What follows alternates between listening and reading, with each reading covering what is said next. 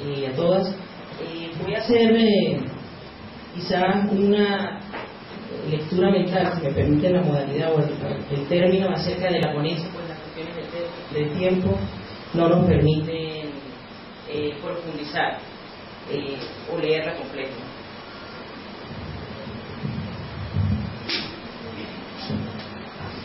Sí, bueno, la ponencia que titulamos Transformaciones y nuevos desafíos en el campo de la comunicación digital comienza abordando la comunicación como era visto desde el punto de vista de la teoría crítica. Para ello nosotros citamos los postulados de Antonio Pasquali, como él consideraba a la comunicación como un aspecto inherente a la naturaleza social del hombre y no un subproducto posterior a esta. Él decía que para que hubiera una auténtica comunicación era necesario que tanto receptores como perceptores, emisores y receptores estuvieran en igualdad de condiciones y hubiese un diálogo auténtico en la misma. Luego nosotros pues analizamos esto como la comunicación es tratada, cómo se da la comunicación en los medios tradicionales, cómo no es considerada comunicación sino más bien mera información. Son considerados como, por este autor, no como medios de comunicación sino como simple empresas de información, aun cuando en estos medios existía la posibilidad de que los usuarios o las audiencias tuvieran cierta participación e interpelaran también a los productores de sus contenidos. También había una teoría, también existe la tesis o la postura que hablan que la mayoría de esta participación era casi nula o era degradada. O incluso se habla de una comunicación degradada. Luego nosotros planteamos la posibilidad no de basarnos desde el punto de vista crítico a nuestra reflexión para ver estos desafíos, esta transformación. Nosotros entonces nos inclinamos por ver qué está pasando en la comunicación a través de la evolución de las TIC, del advenimiento de las tecnologías de la comunicación y la información, y cómo el usuario, cómo nosotros empezamos a ver al usuario también como sujeto activo que se apropia, que utiliza el mensaje, que produce, que consume y que tiene resistencia también a la hegemonía mediática tradicional. A partir de allí, nosotros señalamos entonces la emergencia de los recursos interactivos como la posibilidad de concretar aquella comunicación dialógica que tal vez Pasquali y otros autores de la comunicación crítica consideraron que no se podía dar en la comunicación, en los sistemas de comunicación tradicional. Para ello, nosotros entonces tomamos en cuenta los análisis que hace Martín Barbero acerca de las mediaciones, el papel del usuario, aprovechamiento de recursos interactivos. Posteriormente nosotros analizamos la importancia que tienen estos usuarios en incorporar o no a la agenda de los medios prioridades más próximas a sus agendas, a las agendas públicas, a agendas de opinión.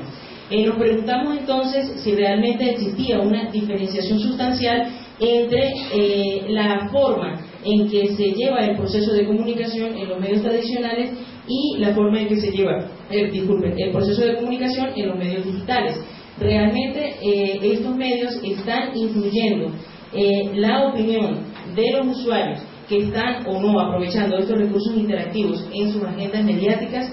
Fue algo que intentamos responder en toda la ponencia.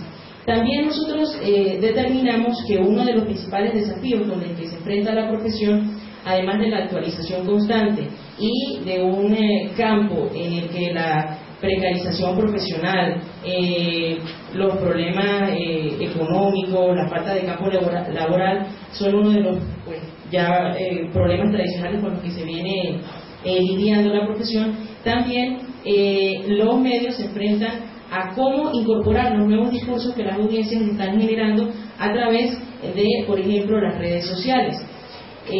Allí también nos preguntamos si las audiencias, si los medios están incorporando realmente las redes sociales como una forma de dar visibilidad a esos usuarios que antes no la tenían, o simplemente como una manera o como un modo de mercadotecnia o de vender una imagen de la empresa que está asociada a ellos. Aquí puedo citar, por ejemplo, me viene a la mente, pues a la cabeza ahorita, el caso de canales públicos, tanto públicos como privados, nacionales e internacionales. El caso, por ejemplo, del canal del Estado Venezolana de Televisión tiene una modalidad en su noticiero nocturno que se llama pantalla interactiva. Allí seleccionan los mensajes, los twitters de algunos de los usuarios sobre una pregunta que ellos hacen al comienzo de la emisión de ese noticiero nocturno. Entonces allí reflexiono o me pongo quizás a pensar bajo qué términos se está condicionando la audiencia para que se incline a la misma agenda que maneja el medio, ¿no? O que la está diferenciando, cómo están realmente valorando, por ejemplo, los movimientos que se están dando en contra, a favor, pues, de temas como la diversidad sexual, el ecologismo, entre otros. Lo mismo pasa con canales o empresas privadas como Globovisión, también en programas que seleccionan al mejor estilo del gatekeeper los mensajes o los tweets de las audiencias según la agenda que maneja el medio y sus propios intereses. Uno de los problemas que se enfrentan los medios es el problema de la innovación. Si bien uno de los retos que tienen los medios es de innovar constantemente para estar a la altura de los retos que pone la digitalización y las tecnologías de información, esta innovación quizás es el nivel más bajo en cuanto a la conformación de una comunicación, tal y como la estamos nosotros definiendo o enfocando en esta investigación, es decir, como inherente a la naturaleza humana, es decir, con la capacidad de emisor y receptor estar en el mismo nivel. ¿Por qué? Porque quizás la innovación sería de nivel más bajo en cuanto al aprovechamiento de los recursos interactivos, pero en la medida en que esta innovación se relacione con los usos que le dan tanto periodistas como usuarios a los recursos interactivos y el papel y la preponderancia, la relevancia pública que tengan los contenidos que produzcan las audiencias en la agenda de los medios, en el continuo, pues en el diarismo, de allí vendrá y de allí será la importancia de esta comunicación, ¿no? De este proceso comunicativo dentro de los medios digitales. También nos preguntamos y nos enfrentamos al punto de la actualización.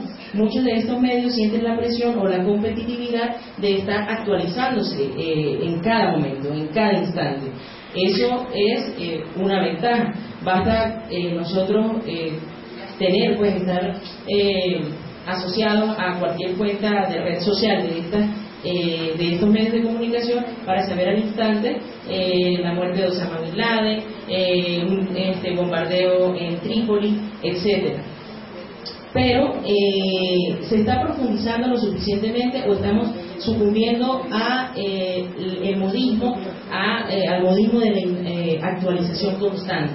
¿Qué tanto se está profundizando? Es algo que los medios tradicionales como los periódicos, por ejemplo, están aprovechando muy bien la profundización en estos temas. Por tanto, nosotros también determinamos que una de las maneras de diferenciar unos medios a otros era los géneros periodísticos, la profundización. Bien, como ya Mabel me sacó su cartelito de los 2 minutos, se quedan muchas cosas en el tintero. Yo voy a leer algunas consideraciones finales, ¿no?, a las que llegué al final de esta ponencia.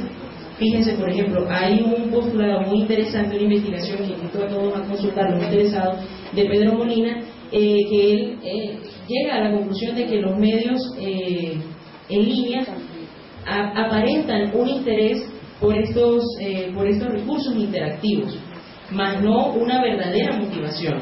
Es decir,